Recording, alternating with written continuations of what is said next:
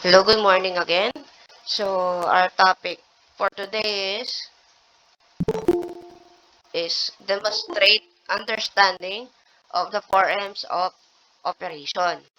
So, ano tong mga 4Ms of operation na to? Actually, kayo importante to dahil STEM kayo, di ba? So, may future engineers dyan, future architect, ayan. Tsaka mga future doctors kayo, di ba? So, importante din na alam nyo din tong 4Ms of operation na to. So, una ay manpower. So, ay, Andali. Ayan. Manpower.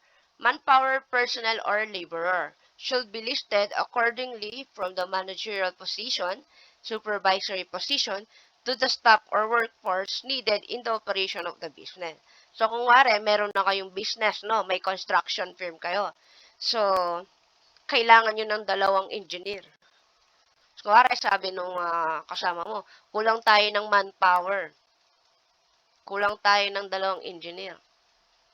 So, ibig sabihin is employee ang manpower. Employee lang ang ibig sabihin ng manpower. Ibang term lang siya. Pero ang ibig sabihin ng manpower is employee. Yun ang, di ba, yun ang alam natin. Pag narinig mo, yung empleyado, ganyan. Pero hindi naman nila madalas to sinasabi, manpower. Kasi yung manpower is technical term na siya. Manpower, personnel, and laborer. So, pag narinig yun ng manpower, agad-agad, alam nyo na empleyado ang tinatanong, employee. So, kung wari pumunta kayo sa ibang bansa, usually ganun sa ibang bansa eh. Sinasabi nila yan, personnel. Sino yung personnel natin? Laborer, ganyan. Manpower. Usually, sinasabi nila ganyan eh. Yun yung term na ginagamit nila. Pero dito sa Pilipinas, kasi ang ginagamit natin, personnel at saka employee. Yun ang term na ginagamit natin dito sa bansa natin.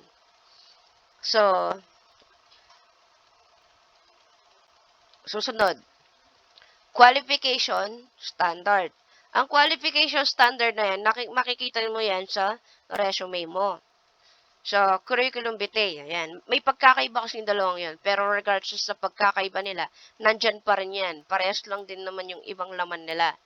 So, iba lang yung style, pero resume pa rin ang tawag. Yun ang alam natin tawag, diba? Resume. May explain naman yung pagkakaiba ng curriculum vitae and resume sa mga ibang subject nyo.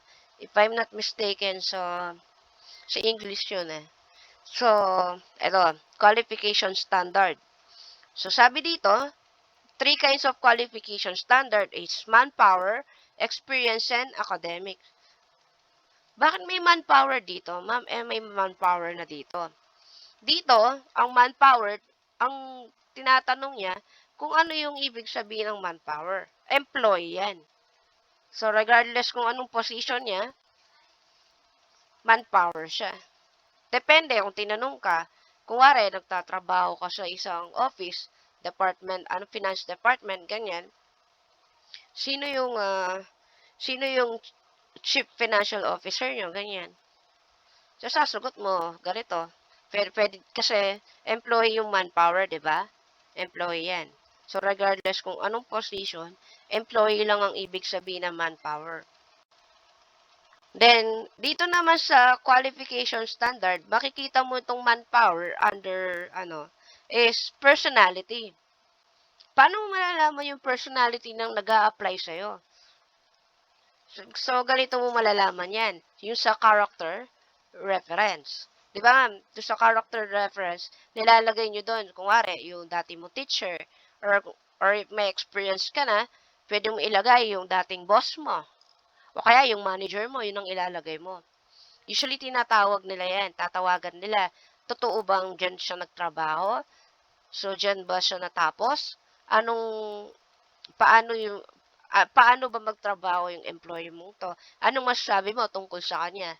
So, tinatawagan nila yung character reference. To know if yung laman ng resume mo is legit talaga. If nagtrabaho ka nga ba doon sa nilagay mong kumpanya? Nag-aral ka nga ba talaga doon sa school na nilagay mo doon sa resume mo? And then, sabi dito, di ba?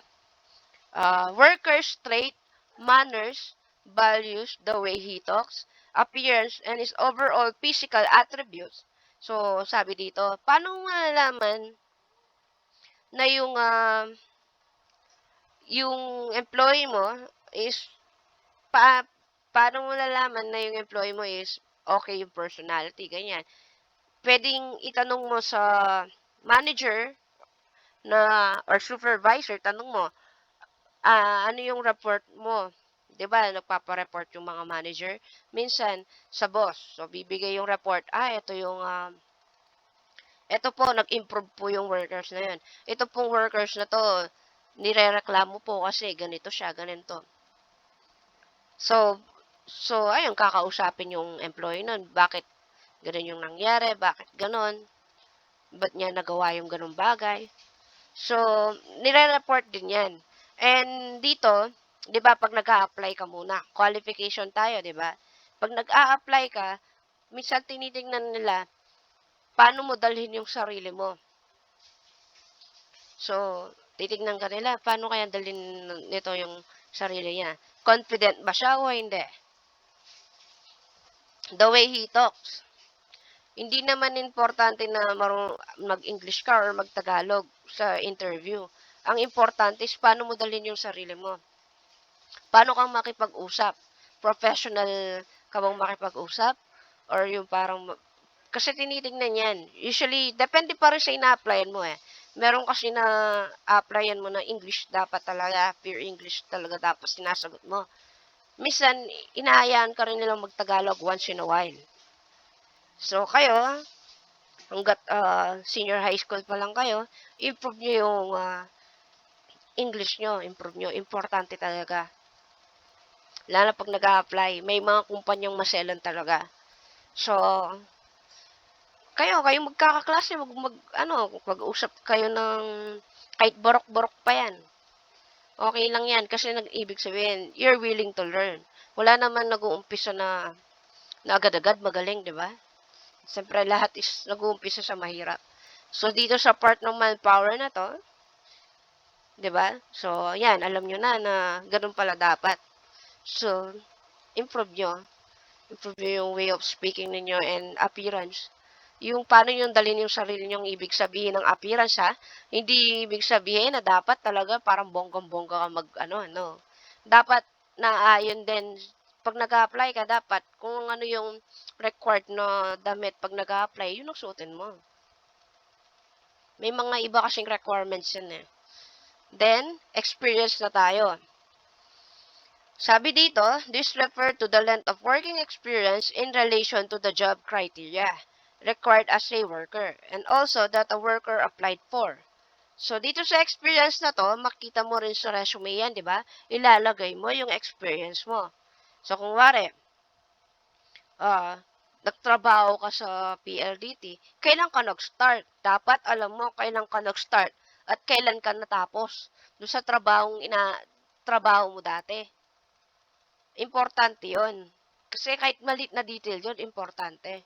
Kaya pag nag-apply kayo, huwag niyong kakalimutan yon. Kung kailan kayo nag-start at kailan kayo natapos. Kung wari, nag-start ka November 6, 2018. Then natapos ka March 21, 2020. Dapat nakalagay yun sa resume mo. Kasi usually, tinatanong yan. So, tinitignan din nila, ilang years ka nagtrabaho doon. For example, ang hinihingi ng HR or ng company, at least 3 years experience. So, naka 3 years ka bang experience doon dati mong work? Or, depende pa rin. If nakita nilang may experience ka, regardless sa years of experience mo, kung qualified ka, pwede. Minsan, nag-hire din sila kahit fresh grad eh. Minsan kasi may nakikita sila sa mga fresh grad na talagang may potential to learn, potential to grow talaga. Kaya nga sa application pa lang, dapat nagpapa-impress na kayo. And academic na tayo, number 3. So, sa resume nyo, di ba, ilalagay nyo dyan kung kailan kayo natapos sa pag-aaral. Saan ka nag-aral? Anong year ka natapos? Ano yung major mo or degree? Ilalagay mo yan. Importante yon na nilalagay nyo kung saan kayo nag-aral. So, yun ang ibig sabihin ng tatlong to. Qualification standard nga, di ba? Excuse me. So, yun. So, kasi, di ba, pag nag-a-apply ka, titignan yung tatlong yan. Usually, tinitignan, lumipat siya. Tinitignan yung tatlong yan. So, tapos na tayo sa number 1 na manpower. So, number 2 naman tayo, which is machine. So, kayo, magiging engineers in the future, saka architect, mga electrical or electronic, engineer, ganyan. So, machine, ayan. Usually, mga electronic, di ba, mechanics, ganyan. So, sa mga machine, ang mga machine kasi, usually, ang lifespan nila, lalo na kung sa production ka, usually is 5 years. Yun na yung pinakamatagal na lang lifespan. Kaya pag nakita nila na hindi na pwede within 5 years, papalitan nila. Pero may tinatawag na operational budget. So, yung operational budget na yun, yun yung funds or yun yung pera para pag nasira yung mga machine na to, may pangpalit ka. Or kaya kung talagang hindi na siya gumagana, may pampalit ka. May bibili ka ng bago, papalitan mo. And bago ka mag-start sa production ninyo, chinecheck yan isa-isa. Chinecheck lahat yung mga machine. Para pag nag-start na silang mag-work, yung flow ng pag-process nila ng product is mabilis. Na-check mo na, di ba, bago ka nag-start? Dahil na-check mo na, pwede mo na siyang i-present. Pwede mo na siyang gamitin. Di ba? And then, after mong gamitin, lilinis yan, ang chinecheck din ulit. Baka mamaya, meron nang nasisira. Malay mo, habang ginagamit nyo pala, then, nung natapos, dun nasira. So, chinecheck yung mga yan. Chinecheck yan. And mga permits. So, kaya may permit yung mga factory may permit lahat yan. Para, lalo na sanitation, ayan, chinecheck kung malinis ba yan. Baka mamaya, lalo na kung pagkain pa, so, chinecheck talaga yan ng government. Baka mamaya yung mga machine na ginamit nila, kalakalawang na pala. O, paano kung kinakain natin yun? E di wala na, natetano tayo, di ba? So, chinecheck yan. So, kaya kayo, pag bibili kayo ng mga product, dapat iniisip nyo na na malinis ba yung pagkakagawa nito? Okay ba yung pagkakagawa nito? May permit kaya tong gumawa ng product na to? Kasi kung may permit yan at tinignan naman ng government, kasi usually, after mong kumuha ng permit, kasi mga permits kasi, meron din yan sa health So, sabay-sabay usually mga yan. So, after 2 weeks or 3 weeks, pupunta yan sa factory or sa business mo. I-check kung talagang yung sanitation mo malinis, yung workplace mo malinis, chinecheck talaga yan.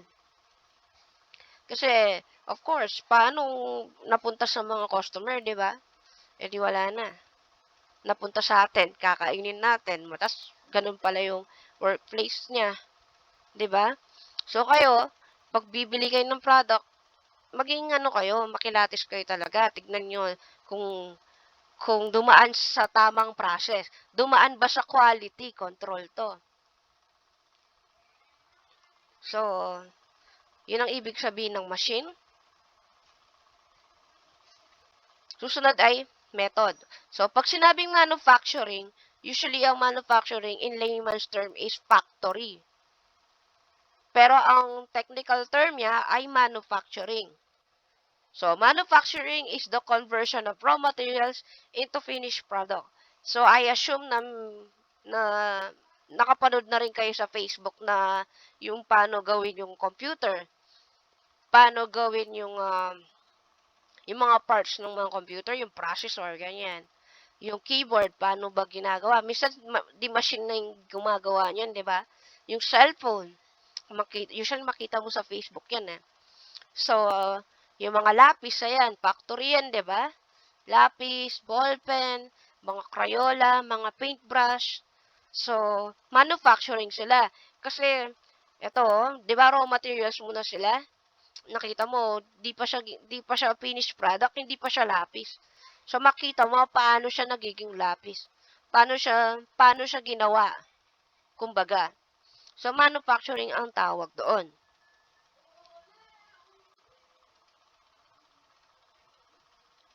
So, yan, materials. Number 4 is materials. Ulitin ko, number 1 is manpower. Number 2 is machine. Number 3 is method. So, number 4 na tayo, materials. So, kayo, magiging future, ano na nga kayo, di ba? Future engineers and architect and doctors kayo. So, and electronic engineer. Baka may computer engineer din sa inyo, di ba? Malay natin in the future. So, pag bumibili kayo ng materials, lagi yung chine-check yung materials ninyo. Galing ba sa legit na na store ba yung materials na yon? Galing ba sa dumaan din ba yung materials na yon sa ano? Minsan kayo rin ang tumitingin nun eh. Kayo yung magche-check kung yung materials na gagamitin nyo is matibay siya o hindi. Baka mamaya, tapos pag-iisipan nyo din, siyempre, na yung project natin ganito. So, ano yung materials na gagamitin? Ano bang magandang materials ang gagamitin natin para sa project natin? Lalo na kayo, magka-capstone din kayo, di ba? So, check nyo palagi yung mga materials na gagamitin ninyo. Kung pwede lang i-triple check nyo. Dahil, ang mga materials na ginagamit, lalo na kung magbi-business ka, is dapat talaga matibay. Maganda yung gagamitin mo. Pero pag in business world kasi, iniisip kung kaya ba ng budget. Kung kaya naman ng budget, then buy a, 'di ba? Bili ka ng matibay. Or pwede rin naman na mag-research ka, mag-canvas ka na yung katulad din naman siya nung talagang ginagamit ninyo. Na kasing quality naman niya, then kung mura siya, then kasing quality niya, and hindi naman din siya sirain, then go. Ang mga business kasi, pati yung mga sa mga construction firm din, yung mga materials nila, may supplier A sila, may supplier B din sila. Para kung walang stock yung supplier A, may pambili pa sila ng supplier B. Ganun talaga sa business. Ganun din sa mga profession na in the future kayo. Hindi lang yung porke sinabi na ito yung gagamitin, yun na. Dapat gumawa din kayo ng paraan na pero kasing tibay rin nung katulad din nung gagamitin ninyo. Kaya tong mga materials na to usually maselan talaga. Minsan talaga pahirapan ng paghanap minsan ng materials. So kayo, mag-research kayo talaga. Importante yung research talaga. Maghahanap ka kung saan yung bilihan ng ganito, bilihan ng ganyan. So, hanggang dito lang ang topic natin for today. So, ulitin ko, manpower, machine, method, and materials.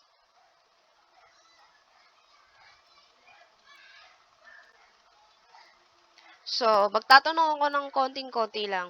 4 lang naman to, di ba? So, Manalili, Allen, Giro? Giro ba to? Or tama ba ako sa bigkas ng name mo? Mr. Manalili? Oh, daglep siya. Oh, Miss De La Cruz. Miss Eliza? Ma'am. Eliza ba? Tama ba? Or Alisa? Alisa po. Okay, Alisa. So, what is manpower? Yung mga ano po, yung mga employee po. Okay. Thank you, Miss De La Cruz. Miraflor Andre.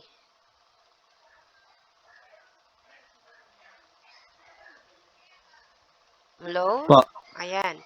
So, under qualification standard, what is manpower? Yung personality po kung ano po yung mga ginagawa nyo sa naging trabaho nyo po kung okay po ba. Okay. Thank you, Mr. Miraflor. Morales Ivan. Tama ba ako? Ivan or Ivan? Ivan po. Ivan, okay. So, what is experience under qualification standard? Yung pong mga past jobs po niya, kung kailan po siya nag-start, kailan po natapos. Okay, thank you. So, Gerald ba? Tama ba ako? Gerald Dave. Dave.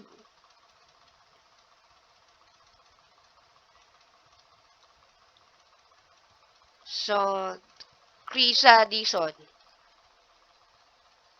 Miss Dison. Yes po. So, what is academic under qualification standard? Kung ano po yung natapos na po. Okay, thank you. So, next is machine. So, thank you, Miss Dison. Mr. Bacani. Russell, ay, sorry, hindi. Rainier pala, sorry. Mr. Bacani, Rainier. Yes po. So, what is machine? Yung mga machine po na gagamitin kung ano po, safe pa po ba or what. Okay, thank you, Mr. Bacani. Yung mga duling-duling na ako karanglag yun. Magkakadikit kasi yung mga pangalan yun. Dali. Yari. Yari, tama ba ako? Desus? Yes po. Okay. So, Miss Desus, what is manufacturing? Conversion po ng mga raw materials into finished product. Okay, thank you. Another, Ivan Bansil. Mr. Ivan Bansil.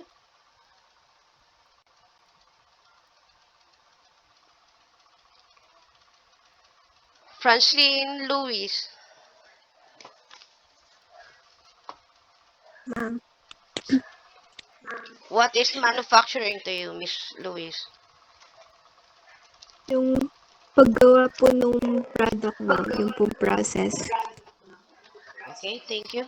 So, susunod is Miss Santos, Chena. Po.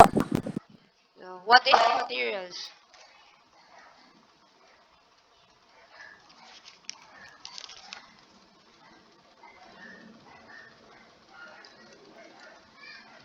Miss Santos, what is materials? Yun pong ginagamit. Nagamit saan?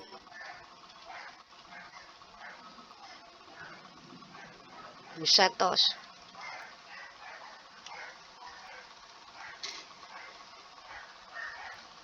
Okay, thank you, Miss Santos. So, Rivera, Arman. Yes po, ma'am.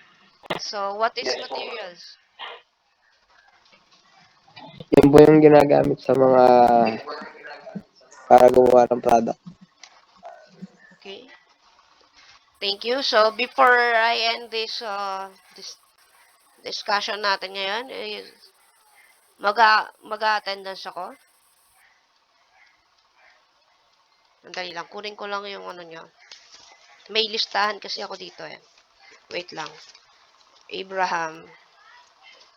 So, baka ni Rainier. Present po. Mark Ivan Vansil. Nandito ba si Ivan Vansil? Present po. Okay. Edison Calma. Present po. Okay, thank you.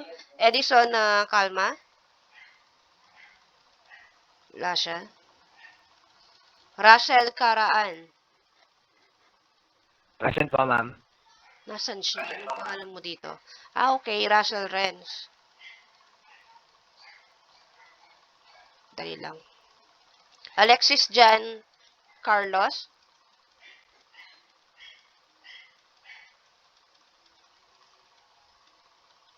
Katakutan Kent. Michael. Present po. Justin David. Ay, nagpaalam pala to sa akin. Gerald Dave Icaro. Present po.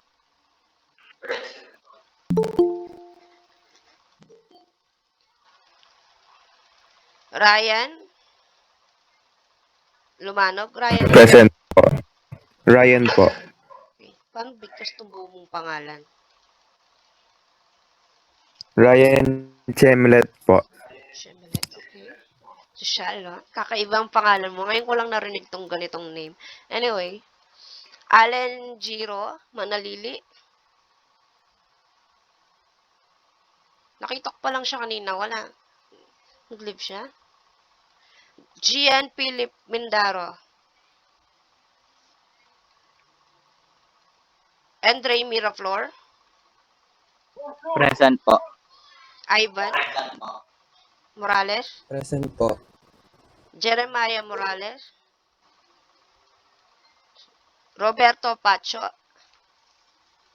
Present po. Lebron James Lozon.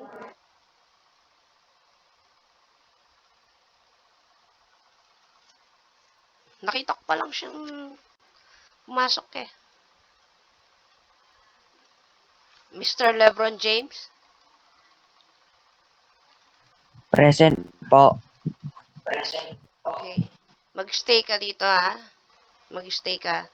Arman Rivera. Present po. Kian Saldi. Present po. Okay, nakita na kita. Miguel Sunga. Present po. Gerald Tolentino. So, sa babae naman tayo. Andriana Agrasada. Present po. Bulaon Nicole. Anong module to? Module to, no? Juna, paano bigkas ang pangalan mo? Junaisa? Junaisa Bustran? Tama ba ako? Junaisa po. Junaisa, sorry. Junaisa. Nabubulol ako. Kaloka. Ang hirap naman ng mga pangalan ninyo. So, isa na lang tawag ko sa'yo, no, na para hindi ako nabubulol, no? Okay lang. Okay, thank you. Cherry Ann Cabrera. Yari, tinawag ko si Yari, so nandito siya. Si Alisa din, nandito dahil tinawag ko din. Si Crisa Dizon. Kathleen Domingo. So, wala. Gatdula Jewel.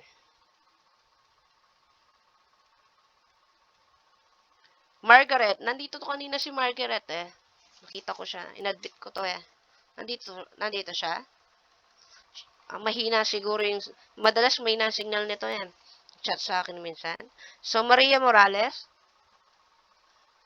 Present po. Liana Mutuk. Ene Rose. Present po.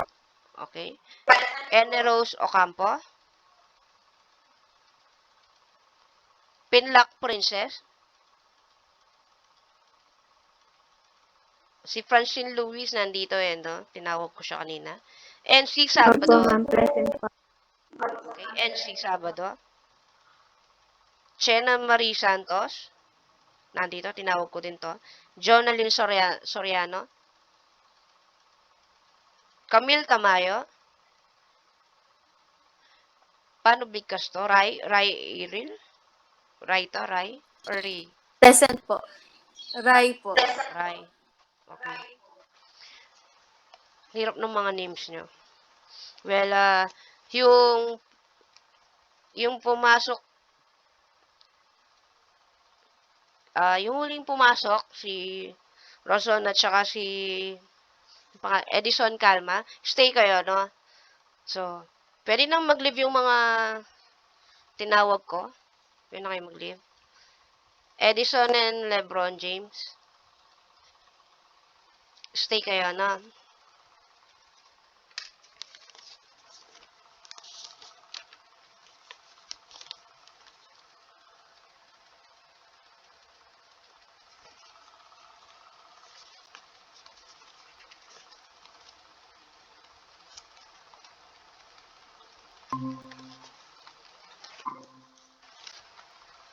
Okay. So, ulitin ko itong tinuro ko sa mga classmate ninyo. So, stay kayo Mr. Edison and Lebron James. Hello? Po, ma'am. Mr. Razon? Opo, ma'am. Okay.